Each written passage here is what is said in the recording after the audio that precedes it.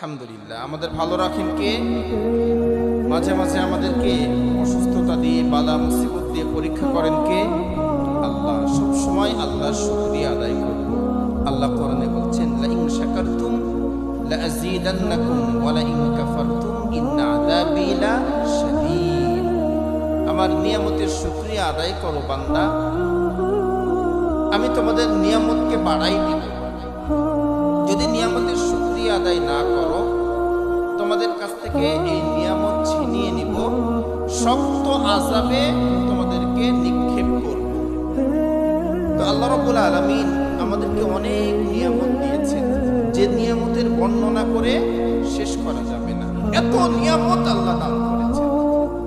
এরপরে আমাদের কিছু মানুষ আছে যাদের কমপ্লেনের শেষ নাই। আমার বাড়ি নাই, গাড়ি নাই, সুখ নাই, শান্তি নাই, টাকা নাই, পয়সা নাই, শুধু নাই আর নাই। এমন মানুষ আছে না নাই? বেকত মনে হয় নাই?